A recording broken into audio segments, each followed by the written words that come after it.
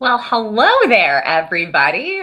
So excited to be here with y'all tonight. I realizing I think I didn't put up our little banner beforehand, so let me try that again. Hello, everybody, and welcome. So excited to be here with y'all tonight. It looks like everybody is already massively talking in the chat, so I'm super excited about that. So hello to Cash and Nathan and Spence and Julian and Nanny and anybody else that I missed, but really excited to be here with y'all tonight. And we are going to be diving into all sorts of fun stuff this evening. Ethan is going to be on here with me in just a second.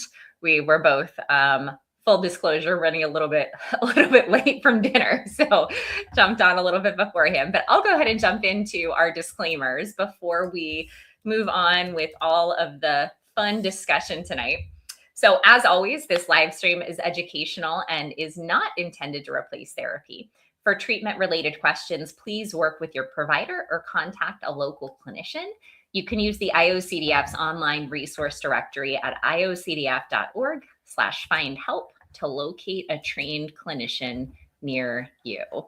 And if you have not used this tool in the past, this is absolutely fantastic. I love this. This is something that I encourage folks to check out every day in terms of finding treatment. Look at you. There we go. Hi, Ethan. Hello, hello. And finally, the International OCD Foundation is not a crisis hotline. If you're in crisis or if you're ever feeling suicidal or unsafe, please call the 988 Suicide and Crisis Lifeline by dialing 988. You can also access online at www.988lifeline.org. Go to your local emergency room or call 911. Finally, we want to create a safe space tonight, as always, like we do on Tuesday. Yes, Ethan, we want to create a safe space. Come on.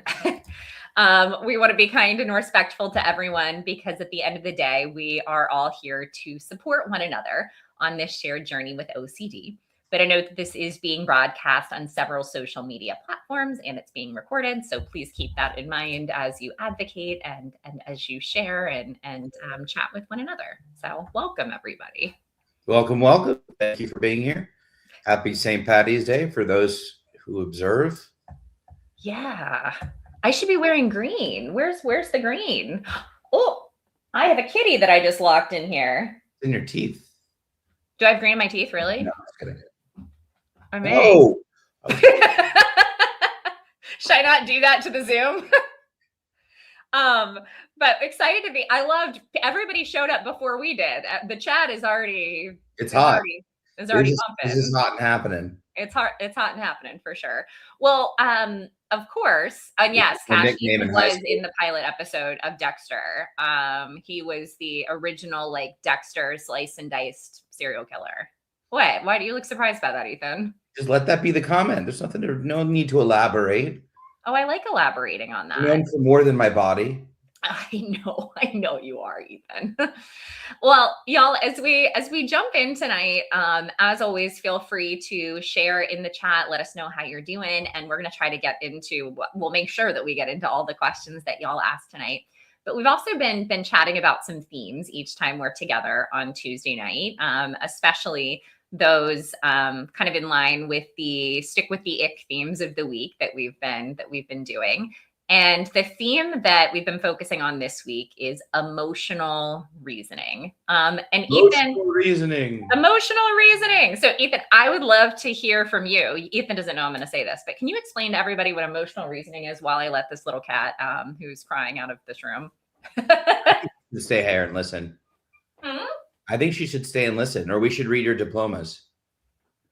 Don't pimp out our cat. Oh, she's so cute, though. Go ahead, squeeze her, make her meep. Show the abuse. Can you hear the meeping? I think the sound might cut it out. Okay. Okay, Ethan, explain emotional reasoning. So emotional seasoning. No. No. No, not that. So I like to, well, first of all, emotional reasoning is simply, if you feel it, then it must be true. Mm-hmm. So if you have a fear, a thought, an inkling, a gut feeling, a just right feeling, a fear, any of the subtypes or symptoms, and then you have a feeling associated with that thought, well, then the thought must be true, or will probably happen, or I have to fix it or stop it or prevent it. I think that emotional reasoning personally is OCD's number one weapon against healthy thinking. And I think that because I think any of us, it's one thing to think it. Let's think outside of OCD. You know, if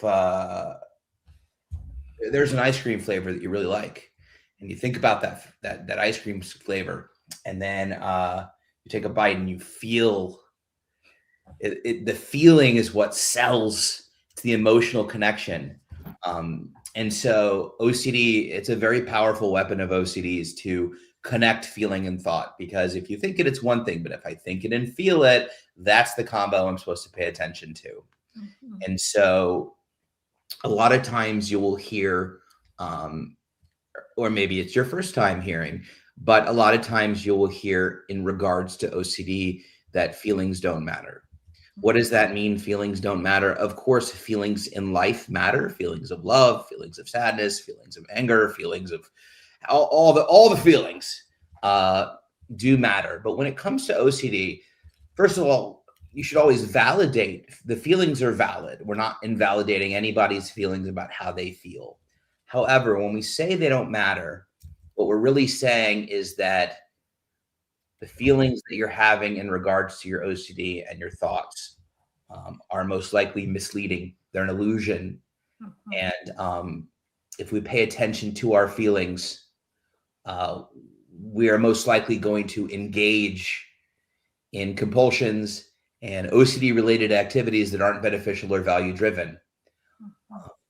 Similar to this idea of, if you look at your day and you have a routine, I mean, think about it. Do you really feel like, well, maybe some of you do, I don't. Do you really feel like brushing your teeth every morning and every night? Do you feel like jumping in the shower every day? Do you feel like cleaning out the kitchen? Ethan dreads showering, y'all. Ethan does not like no need to go into my personal life.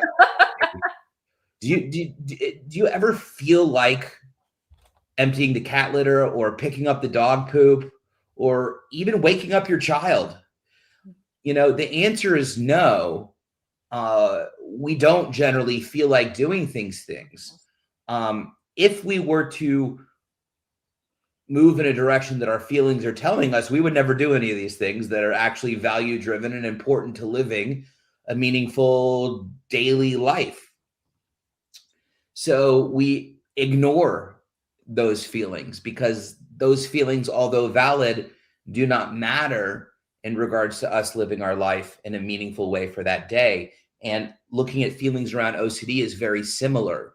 If we listen to those feelings, we're moved by those feelings, then we in turn would engage constantly in compulsions.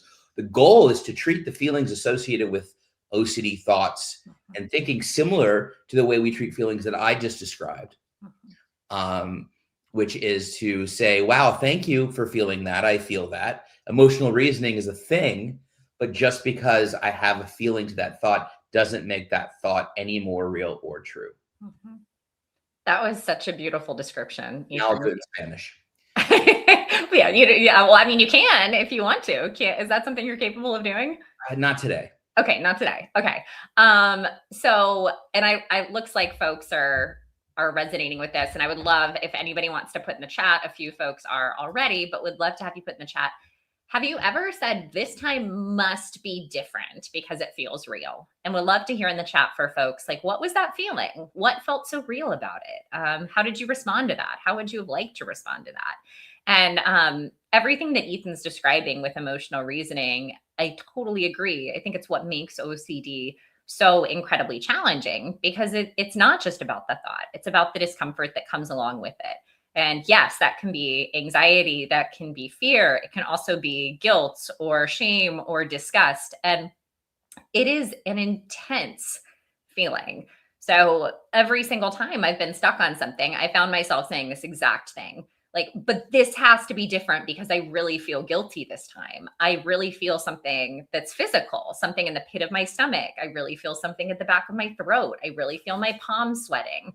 And I often like to share with folks that my sickest when I was getting better, when I stopped engaging in compulsions, I would physically get sick because I felt such intense, just physical sensations when I wasn't trying to kind of get rid of that discomfort. So it feels like 10,000% real. And sometimes I know for some of us, it even kind of does the reverse where we get an intense feeling and then we try to place kind of a thought with it where we're like, well, I feel really guilty. So what does that mean? That must mean maybe that I did something wrong. It has to, right? Because I'm feeling this. What? Yes. Yeah. But as Ethan said, feelings aren't facts. And I love that Ethan also highlighted that feelings aren't facts, but our feelings are still valid. Because saying feelings aren't facts doesn't mean, whatever, your feelings don't matter. Like we don't have to be nice to you in the midst of these tough feelings. No, these tough feelings that come up with OCD absolutely suck. It totally sucks. And you are so deserving of compassion in the midst of that. And I always say the feelings are valid, but they're not facts. Both can be true at once. So I think that there is so much validity in being able to say, man, this feeling that's coming up with OCD sucks and it feels intense and it feels all these things and I'm deserving of compassion. And it doesn't mean that it's a fact. It doesn't mean that the thing is true. Like all of that can exist at once. There's some good questions. Let me highlight just a couple of these first, and then we'll get into questions. So I say, have you ever said this must be true? Yeah, Jillian said every time. I feel like this is such a common piece for us. And I say OCD is not just fear and panic. It is your life. Well, try cash. It tries to take over your life, but it isn't necessarily your life. That is true. Okay. That is very good catch. We have a choice as to whether it is our entire life or not. That may not always feel like a choice, but a clear distinction is just because you have OCD doesn't mean that it has to rule your world. Mm-hmm. And yes, I see Chris a little further down. Totally got the Eminem reference.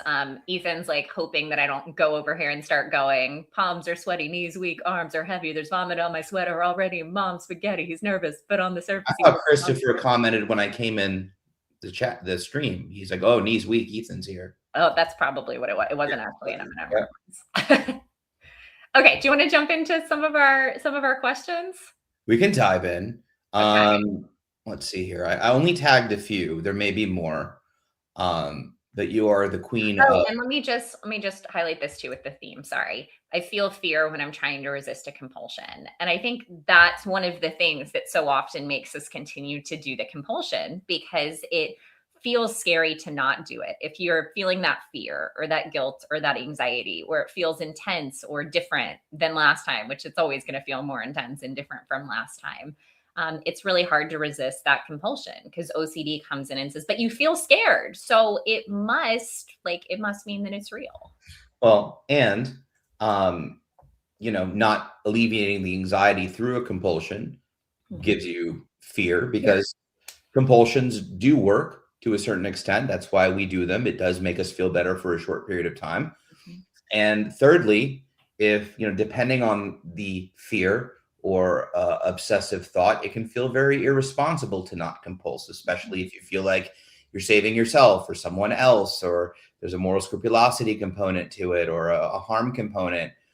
It can feel very triggering to resist a compulsion where it feels like you're putting someone else in harm's way if you don't do this compulsion. Absolutely. And hi, Matt Bannister. So good to see you. We haven't seen you. Matt in the house. Missed you, friend. I know. I'm so glad he's here. So good to see you, Matt. So, Brian, if I have memory OCD, and I think it may now have turned into false memory OCD, are there any ways to manage the confusion over what's real and what's not? Yeah, I'm not necessarily familiar with memory OCD. Are you thinking false memory OCD? I know. Memory OCD, are you thinking like memory hoarding type stuff where you're trying to make sure that you're remembering things correctly? I'm thinking that might be what you're referencing. Is that what you think, Ethan? I think we just go with false memory since that's what we've landed on. Well, no, I was saying the first part because it was but so false memory OCD. Brian, this was a huge component for me. Probably one of my stickiest themes throughout my life was harm OCD combined with false memory OCD. And I really struggled with what's real, what's not real. And for anybody who isn't aware, false memory OCD, it's not about actual memories. It's not about actual things that happened. It's about, it kind of starts with a what if of, well, what if I did that thing? Or what if I went to that place? And often it starts with an intrusive thought around the things we care about, which might be harm OCD or POCD, or I mean, so many different things. And usually for folks with OCD, we'll initially bring that kind of thought up in our mind and think about the imagined event just to make sure we didn't actually engage in that thing.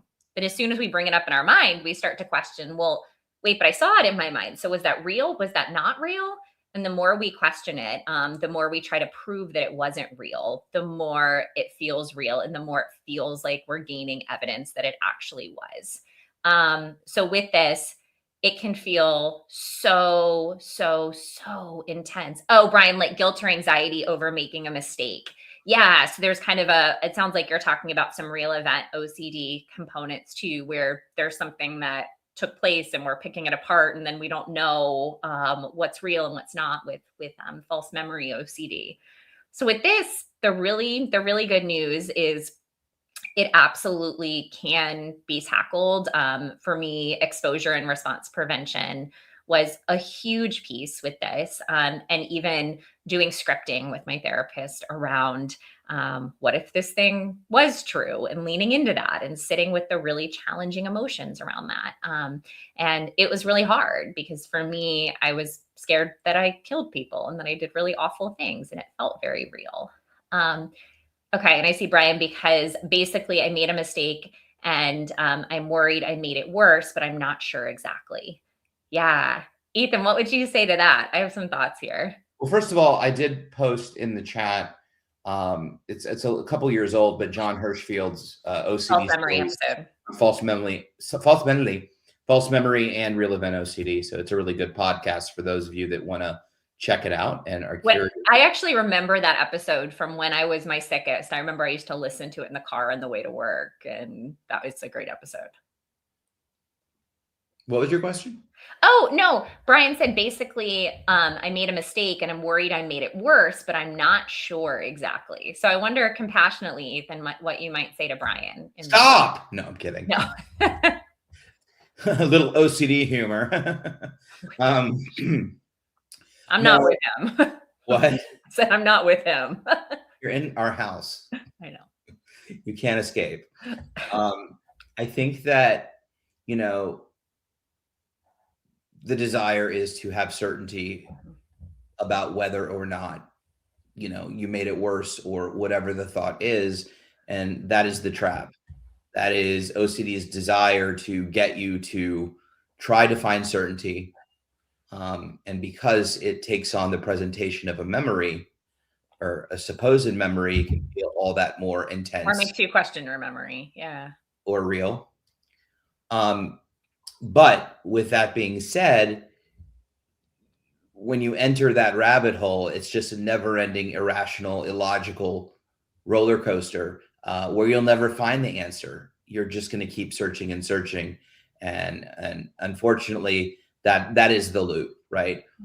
So really, what we want to do is embrace the discomfort, be willing to not know if you made it worse or made it better or remember it correctly or don't remember it at all, or really any iteration, and take all those feelings and emotions and thoughts with you and move in a value-driven direction. Of course, this is all very easier said than done.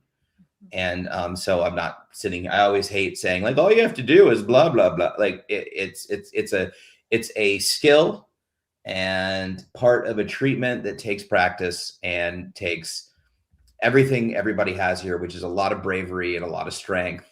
But it's baby steps to begin with. It's very difficult to just dive in all at once and be like, yes, I may have these things. I love it. But yeah, that's what I would encourage you to do. And even if you,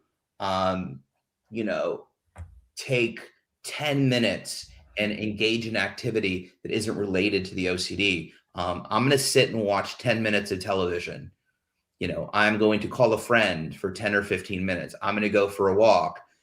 Even if you keep coming back to that moment, that is a great step to beginning to resist engaging in the spiral that OCD wants you to engage in. Because the reality is, as much as we want certainty, we will never get it. We will never get certainty. We won't. There's always another question. There's always another doubt right around the corner. That is the ultimate illusion. And so as long as we seek certainty, we will continue to engage in that OCD cycle, as opposed to not seeking certainty. And the amazing paradox about this process is, when you don't seek certainty, when you don't crave certainty, when you really embrace the idea that I don't know what's going to happen, I'm going to be okay with whatever it is, there is a lot of freedom in that experience, but B, you feel more certain than ever. It's a very strange feeling, but because you're letting go of things that you cannot have control over. And when you do that, you start to feel more certain, because the one thing you're certain of, and you can be, is that I am certain of that if any of these things happen, I will figure it out if and when they do. And until they do, I'm not going to try to figure it out. That you can be certain of. And because of that, there's a lot of power and strength in that thinking.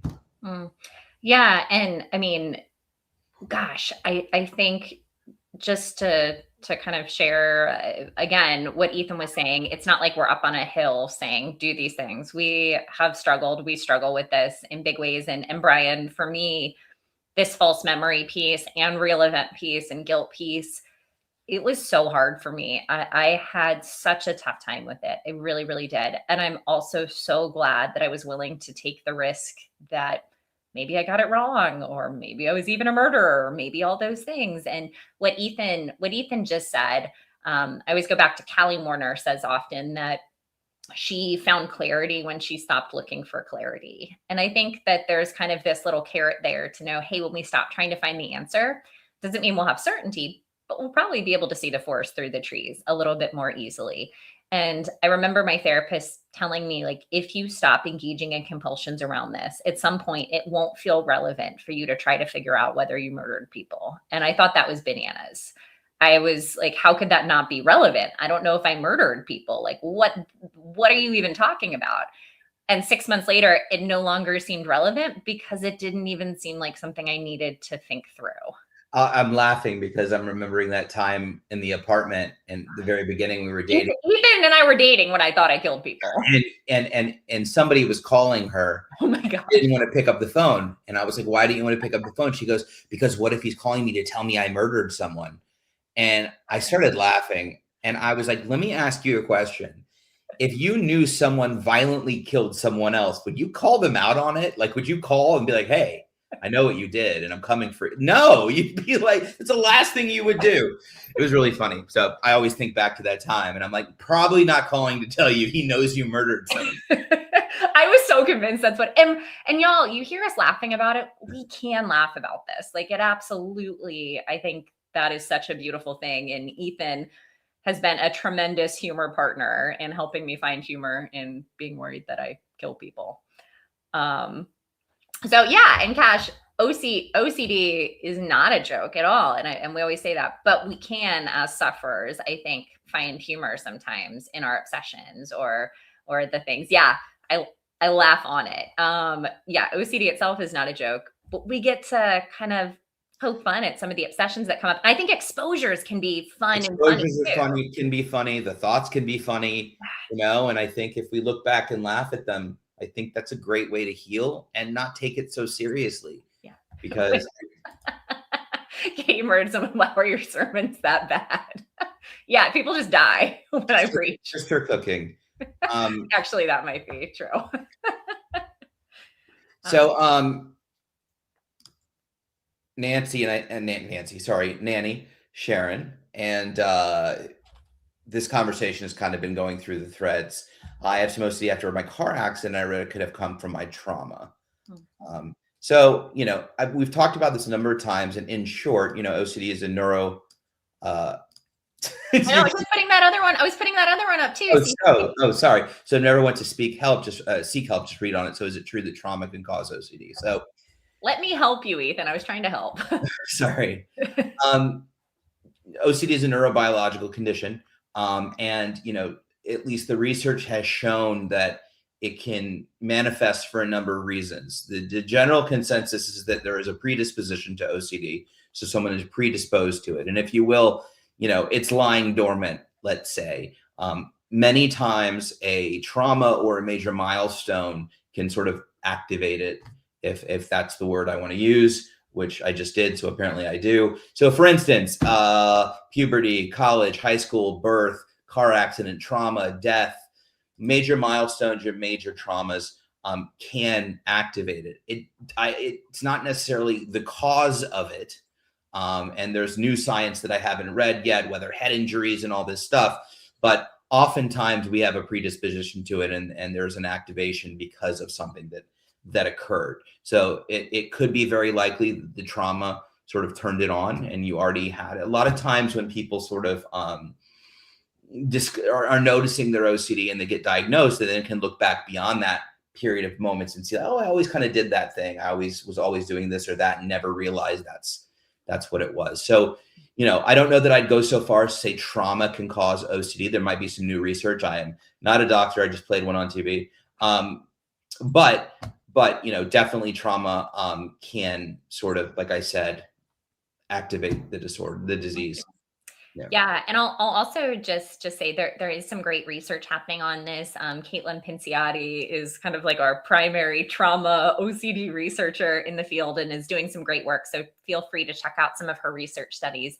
And I always say that sometimes, at least for me, I often kind of got stuck on the cause. So a lot of times people will come to me and say, especially with scrupulosity, but is it because of this, or is it because of trauma, or is it and I always say, here's the cool thing is we don't necessarily need to figure out the why it's here in this moment. But what we can do is figure out kind of the what and the how of like, what ways is it showing up and how can we address it? And that's really what matters in these moments with OCD. And we have a really cool opportunity to address OCD with evidence-based treatments like exposure and response prevention, but also to address trauma with treatments like cognitive processing therapy or prolonged exposure. And working with an OCD specialist and a trauma specialist kind of sometimes in conjunction can be really helpful. But just knowing whether the chicken came first or the egg or what caused what, the cool thing is we don't necessarily need to, that made sense, right? Yeah. You don't necessarily need to figure it out. The kind of really beautiful thing is that there are really awesome evidence-based treatments for both of these components too. No, it just got me thinking, and now I pulled the comment section. Oh, which came first, the chicken or the egg? Go. Yeah, I really want to know what people have to say in the comments about this. This is a really while we're there. So Brian asks, is magical thinking always about preventing negative thoughts? And if so, why? Imagine the opposite. I use ERP and try to substitute with positive thoughts instead, thinking in a bizarro way. Does that make sense? It does make sense. I want to clarify a few things. So generally, magical thinking is when you tie a thought to something occurring. What does that mean? So it isn't so much about preventing negative thoughts. It's actually creating negative thoughts. It's this idea that if I don't wear a gray shirt today, my mom's going to die. Or, if I don't walk through the door a certain way, my cat will get out, right? It's tying two things together that completely aren't related whatsoever. So that in itself is magical thinking, tying one thing to another that have nothing to do with each other. So generally, when you have magical thinking, then those thoughts and that feeling then encourages you to engage in a compulsion. That compulsion is to prevent that bad thing from happening. So in essence, magical thinking is the cause, if you will, and then there's the obsession, and then the compulsion occurs to prevent that thing from happening. And then to address, so clarifying that, and you may have meant something different, but that's just how I'm reading your question. I use ERP and try to substitute with positive thoughts instead. There's nothing wrong with positive thinking. I'm a big fan of positive thoughts. I don't have many of them, mostly just sarcastic and slightly rude. But what I will tell you is that, these idea of living with thoughts, all the modalities of treatment around OCD are not about thought stopping or replacing thoughts or changing thoughts.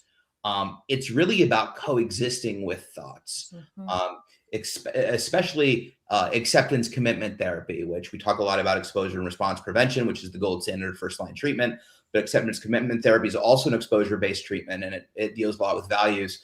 But it really changes the paradigm and how you relate to your thoughts. And it's fascinating about how it came about, which is essentially the goal for doctors for decades was, we have to cure you. We have to get rid of this thing. We have to stop it, right? And, some psychologists, I don't want to say the decade because I'm not 100% sure, 70s, 80s or whatever, kind of like, well, you know what? Instead of trying to get rid of it, what if we just tried to live with it and be okay with it? Well, that's a pretty novel concept for a doctor, a healer, right? That is saying like, well, maybe the goal isn't to stop it or get rid of it, it's to coexist with it. And really, a lot of the exposure-based treatments for OCD are that. We're not trying to stop the thoughts. We're not trying to change the thoughts. We're simply trying to change our reaction to the thoughts and being willing to have the thoughts.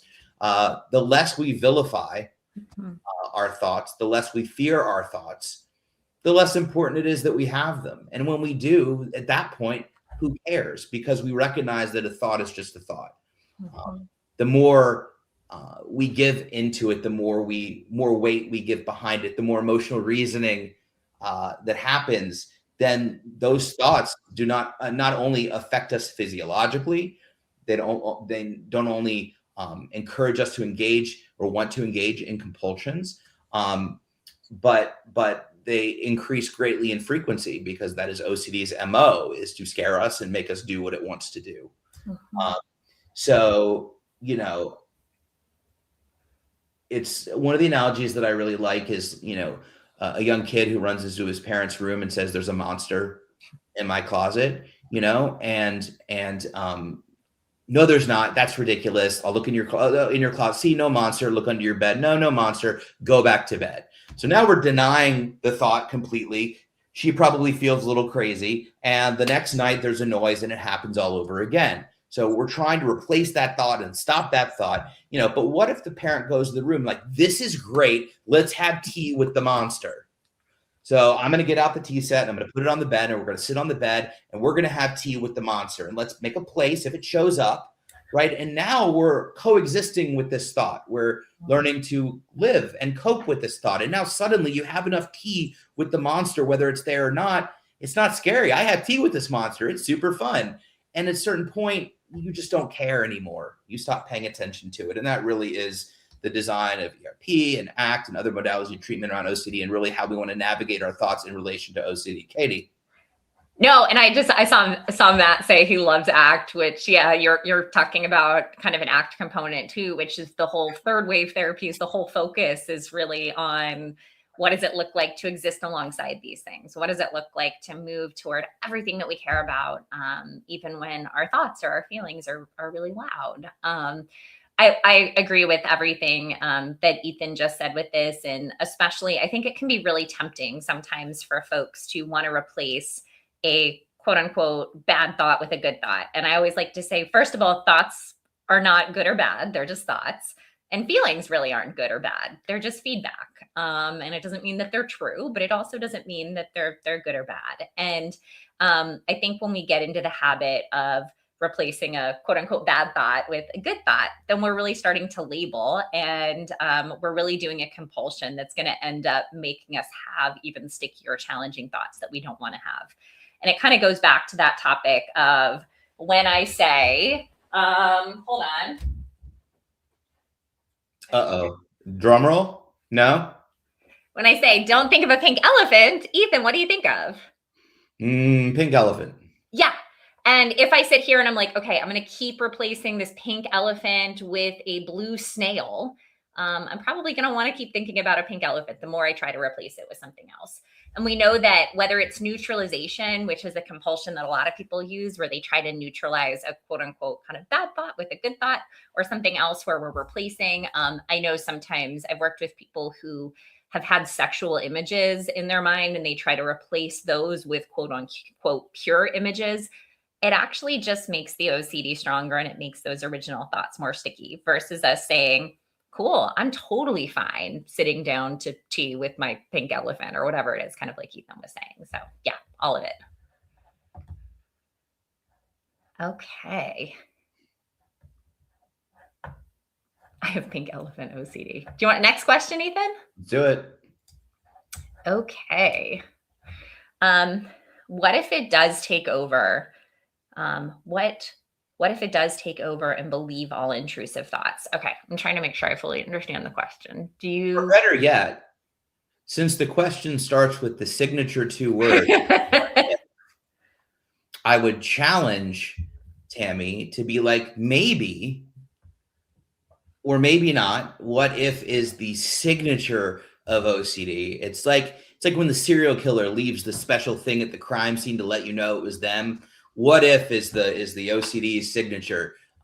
So that's a great sign that is an obsessive OCD thought, in which case we're going to acknowledge that that's what it is, assume that's what it probably is, which means that's probably not going to be the case, but willing to live with the uncertainty that might happen and move on. And my guess is that you may be commenting, if you're still here, Tammy, you may be commenting or listening to the conversation and realizing that you may or may not have forgotten you posted this comment and proving me right, which happens all the time. Mm-hmm. It does. I love the idea of if it looks like a duck and quacks like a duck, it's probably a duck. If it looks like OCD and smells like OCD, probably OCD. If there's a what if there, we get to choose to treat it like OCD, even if we're not 100% sure. So I think we get to go, yeah, okay, cool. OCD, maybe the thoughts will take over. Okay, cool. I can totally handle that, but I'm trusting that this is just another way that OCD is latching on.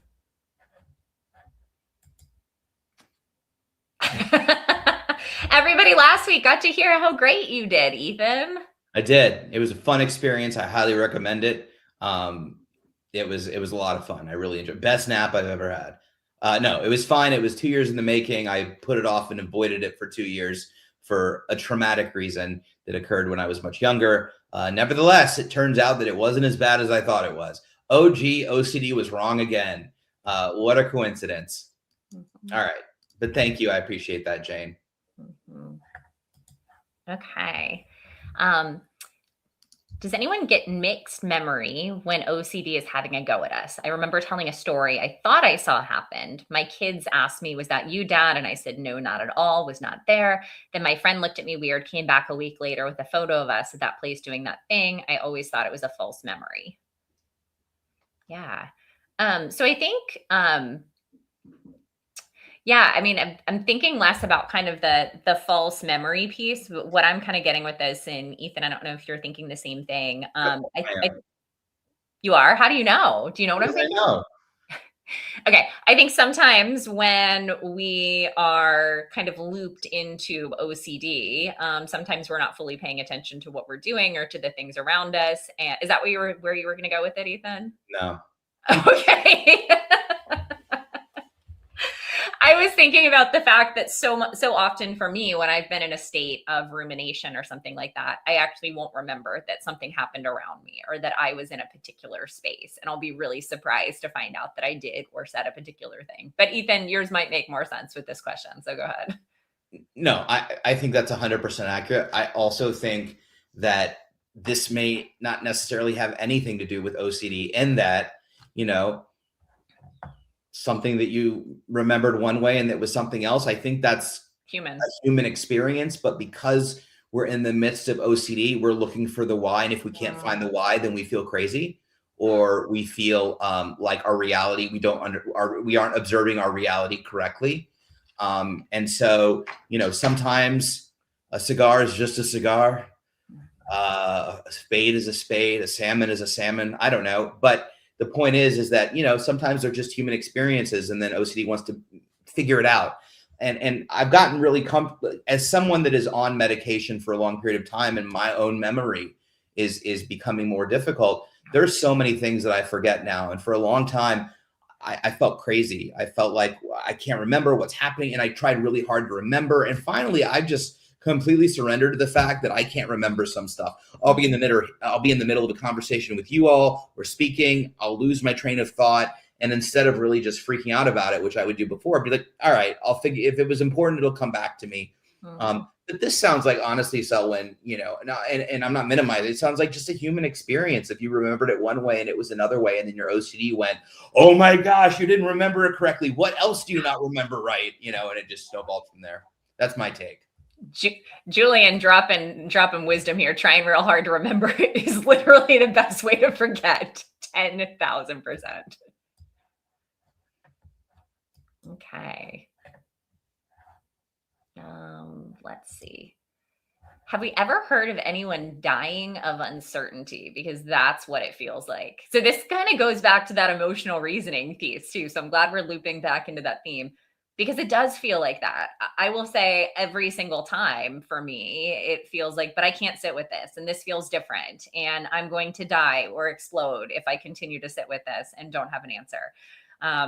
Ethan, you can correct me if I'm wrong, but I don't believe there has ever been record of someone dying due to sitting with uncertainty. It's actually quite the opposite. We get to reclaim our lives, but unless uncertainty was the name of a disease back in the Middle Ages that took lives, and then maybe somebody died of uncertainty. But the uncertainty that we're currently talking about, I don't think anybody's ever died of. No.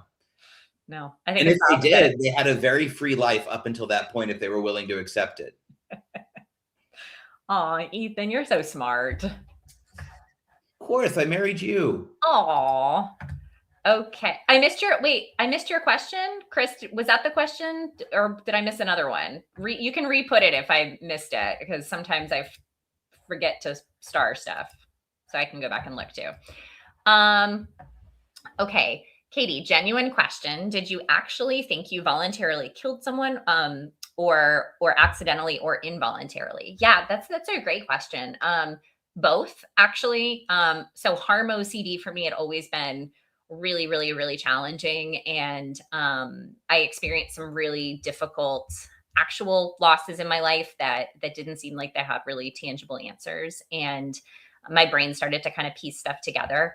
And in some of those cases, it didn't make sense to me that I would have killed anyone, because I knew obviously I didn't want to. And that's actually what plagued me so much, is my brain convinced me that I somehow wanted to, or I somehow blacked out, or I somehow did it in my sleep.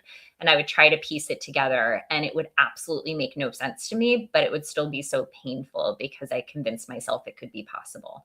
In other cases, I thought that there was, an involuntary thing, or that I hit somebody with my car or something like that. And I started to, I got to a point where I thought different crimes in Atlanta potentially were my fault, both either voluntarily or involuntarily, and wanted to confess to those things.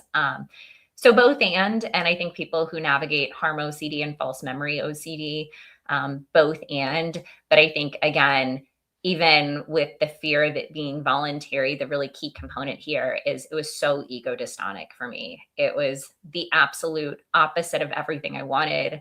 And that's what made it so painful. I couldn't reconcile this idea in my head of what if I did this thing either accidentally or on purpose, but it doesn't make sense. And yeah, so all of the above, it really can make us believe some scary things. And again, Ethan was dating me when I was still in the midst of some of this. So he got to kind of witness what this looked like. I like Selwyn's comment after we answered his question. That was no help whatsoever.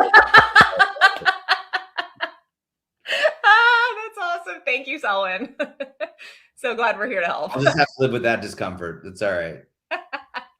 That's fantastic. Selwyn says it still may just be my sermon. Selwyn, based on the way that we answered your question, people really may be dying based on my sermons. Oh, that's awesome. So and I just want to, no, it's fine. Go on. No, go ahead, Ethan. No, it's not important. It was a comment, but I'll leave it alone. I'm looking back up for Chris's question. I looked too. I couldn't see it. So Chris, potentially, I thought I had highlighted more from Chris. Did they unhighlight? Ethan, did you unhighlight some of my questions? Yeah, I've gone behind you and picked up your breadcrumbs. You'll never find your way home. That's what I feel like you did. I swear I had another one from Chris. Hold on, y'all. I will find this. Ethan, if you want to go through the other ones while I'm finding, um, let's see. Well, Little Light Studio says stick with the ick app is da bomb. Thank you. Let's see here. Oh, questions about Magic the Gathering. I won't out myself and answer them in a minute. Oh, I found Chris's question. Okay. Go ahead, hit it.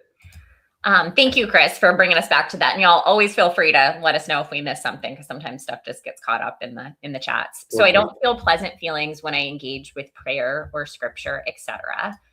Like it's not fair. Why can other people feel loved by God, but I cannot? And I first of all, I just want to name that this is so incredibly challenging for so many people with OCD and with scrupulosity. And I think one of the most common things I hear from folks is, why can't I enjoy, I don't know, why can't I enjoy actually reading scripture or engaging in my spiritual practices? Oh, how do we experience God's love if we don't feel it? When I engage in sermon preparation, church, and prayer, I don't really feel pleasant feelings, and that doesn't seem fair. Ethan, I'm curious what you think, but I usually tell folks it's okay, absolutely, that it doesn't seem fair. And we can feel pissed and we can feel frustrated and we can grieve the things that OCD has taken. But I think this in some ways is another form of emotional reasoning where we start to get stuck on, well, I'm not feeling anything, so this must mean that God isn't here or that I can't engage in this way. I'll say through a big chunk of my OCD journey, I felt really numb doing a whole lot of anything. And I think for a lot of us, that's really common, even doing things that we would typically enjoy. Maybe because we're trying to protect ourselves from the really difficult feelings and emotions we've had for such a long time. When we've been plagued by guilt and anxiety and fear, sometimes we finally just shut down and don't feel a whole lot of anything. Or when there's a history of religious trauma, sometimes people are protecting themselves and shutting down so that they don't feel anything. And what I often tell folks is it doesn't mean that you are not loved by God or by the divine in the ways that you practice. You can still continue to do the things that are so meaningful to you.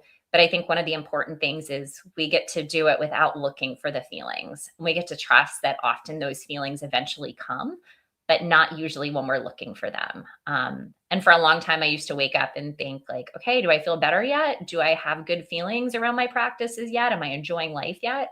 And when I was looking for that, it was actually kind of compulsive for me. And what it started to shift for me when I said, okay, I am willing to never feel really real feelings ever again. I'm willing to not feel God when I pray, and I'm still going to do this anyway. And strangely, the feelings kind of started to come when I stopped looking to have the feelings. But it doesn't mean it doesn't suck, Chris. And I'm so sorry. And you are surrounded by a lot of people who get it and who are here for you too. I was just going to add that expectation is not your friend when it comes to OCD. And I think that I'll echo everything that Katie said. I think that like when I was really struggling and in a really dark place, I didn't enjoy anything. And I was aggravated that the things that I loved my whole life, all of my passions, I couldn't find that joy in those passions. And when I attempted to do them, I would look for that. That's the first thing I would look for.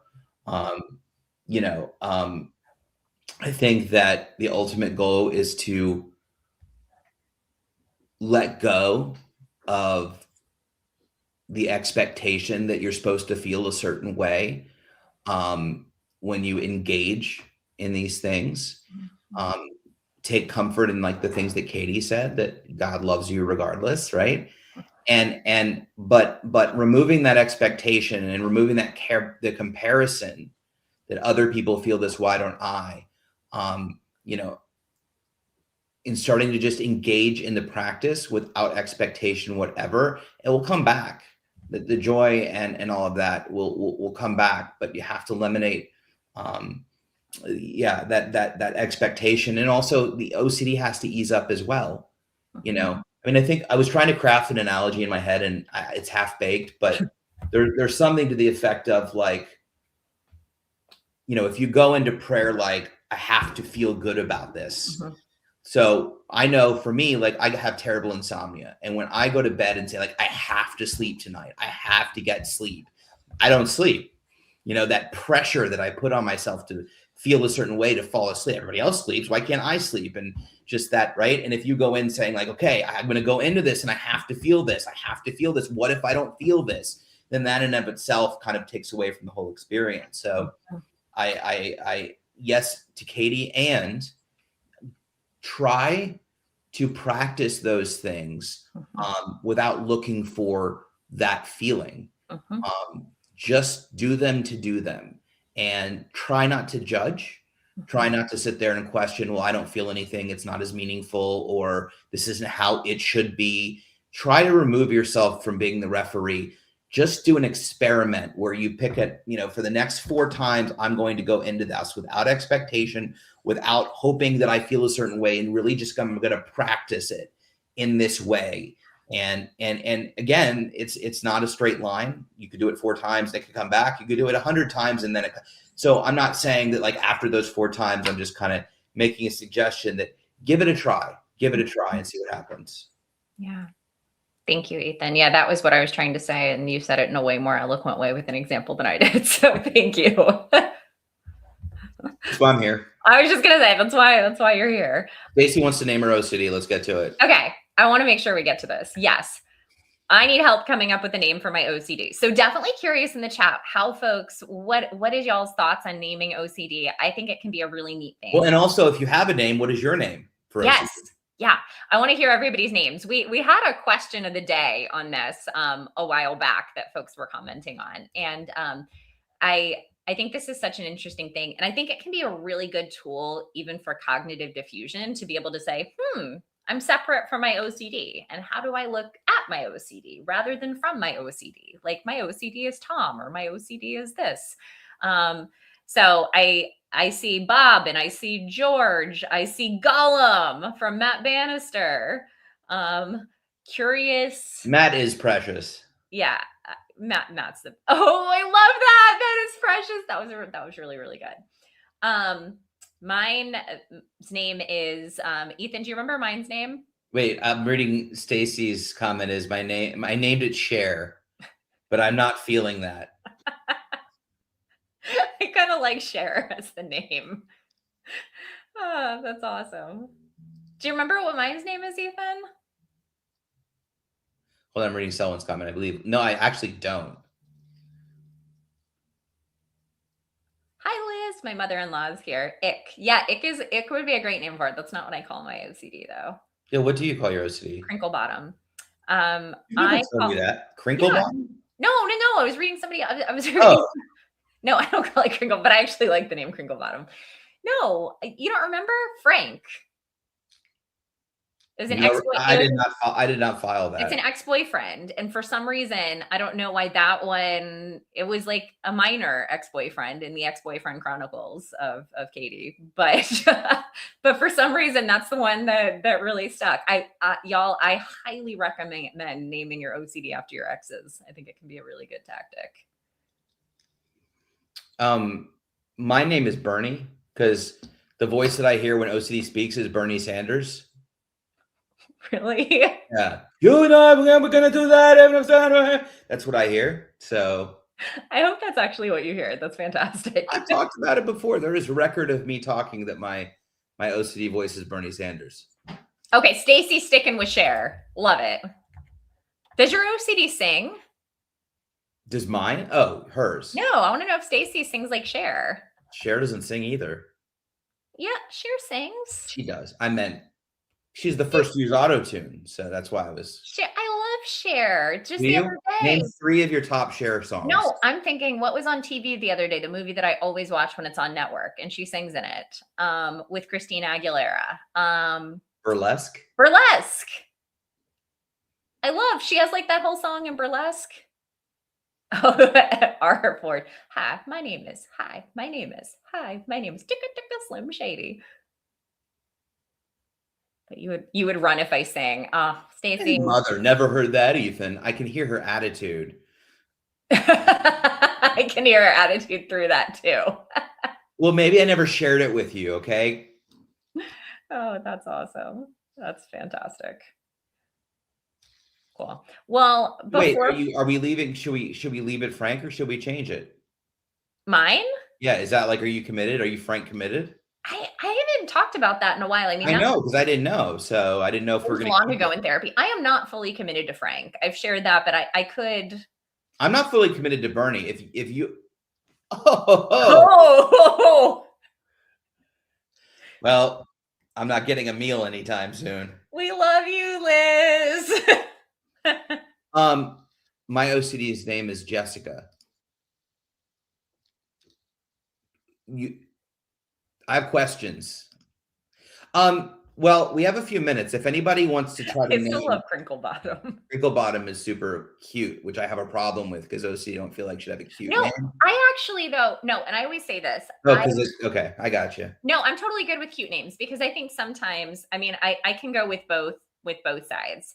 That we can see it as this really big scary monster that we separate ourselves from. I also sometimes like to see OCD as this kind of just annoying thing that clings to us and that follows us around and tries to keep us safe. So I should name mine Katie. That's not now you're not going to get any food from me either. Liz and I are God, not. that's why I said it. No, I'm just kidding. I have been cooking dinner. Are you serious? I've No, cooked for the last 2 weeks. You complained for years that I didn't cook. no, I was kidding. I have an audience. They're gonna Liz, be, Liz they're and gonna be pissed.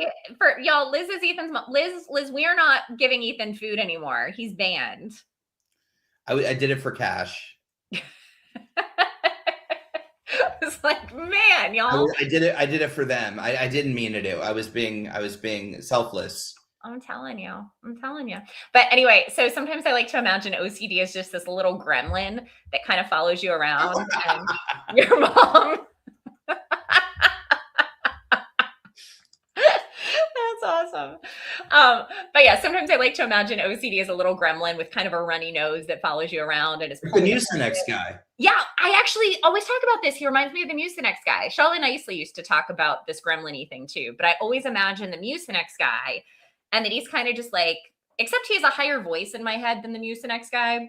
He doesn't like sound Mucinex-y, but I imagine he's following me and raising his hand and going like, Katie, excuse me, like, I'm really worried that you're a bad person right now. And I just like want to make sure that you're aware of this. Excuse me. So I imagine it That's is how this. I was in school. So Maybe I'll call my OCD Ethan. sure. I was like, excuse me, I have a are you sure? I think we were all like that in school. Okay, one story and then I'll end it. It's kind of dirty, but it's fourth grade, so that's okay. So as we know, like, Is this family friendly for this show? it's PG-12. So when I was in fourth grade, third or fourth grade, like I just wanted to help. I wanted to help. I wanted to take care of people. And my teacher dropped an earring and it fell down her shirt, her blouse, and into her bra. So she goes, "Oh my God, my earring just fell in my bra." And I raised my hand and I said, "I'll help you find it."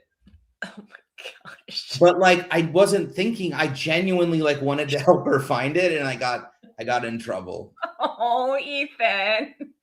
You were just trying to help. It really was. Poor Ethan. I was. I meant it sincerely. And then after she called me out on it, I thought about it. I was like, "Oh, okay, that sounded terrible." You were just trying to help as I really was. I didn't know what I did. Oh. I just wanted to help her find the earring. She was sad that she lost it. Oh God. Oh, your mom. This is stressful. I can't do this with mom on here. That's awesome. All right, y'all. Should we wrap up this party? Yeah, I love Lana. What's up? And I didn't say hi to Lydia and everyone. I see a lot of new I would say new faces, new names. Thanks for being here. Thanks for joining. Love seeing y'all. Well, this has been super. I love Lana. It's like precious child. Yeah. I felt the pat on the head. Oh, sweetheart. Well, okay, I'm gonna make sure quickly that I know the programming that's coming up so that I can highlight it appropriately. Okay, so right back here, same time tomorrow is Ask the Experts with Same time. or not same time. Sorry, same place. Not same time. Not same time. False. 12 p.m. Eastern tomorrow, I believe, is Ask the Experts with Chris Tronston. There's always awesome IOCDF programming going on, and we highly encourage you to find resources at iocdf.org. And of course, to note that the IOCDF is a donor-supported nonprofit organization, so please consider making a donation at iocdf.org/donate. I was doing my little thing at the end. Okay, go back. You made it funny. That's awesome. Oh, y'all, I love the humor tonight. So much fun. Love y'all. Absolutely love y'all. And we love the way you love. So you love everybody here. It's just a great group of folks. It is such a great group of folks. And I'm actually going to say something that I've never said, but if you know folks with OCD, they don't come here, encourage people to come and join. We really want to grow and reach more people and support. It'll always be personal. It'll always be intimate. Just us folks, but share the good word. We'd love to continue supporting people. And yeah, we hope to see you back here next Tuesday. It's me or Ethan or both of us every Tuesday at 7 p.m. Eastern. I think it's me. Next week it's you. Yeah, so it's just Ethan. Again, the Community Conversations is now sponsored by Stick with the Ick, our Faith and OCD community app, which super excited about. I see a lot of Icksters here in the chat. So would love, if you are not a part of that community, for you to head over to stickwiththeick.com or faithandocd.com, and we would love to welcome you. We have chats and programming all the time, and our theme again this week is emotional reasoning, like we talked about tonight. You have a beautiful evening. Oh, sorry, Katie, go ahead. Oh no, I was just there. I'm looking. There's just so much. And I just want to, based on my mother and my wife, this may be the last time you all see me. It was really nice seeing you all. I thank you for all the love and support. I'll need it going into this next week. Yeah. So stay vigilant, feel the feels. Don't let OCD off the hook. Have a beautiful evening, and we'll see you next week. Same time, same place. Have a good night. Bye, everybody.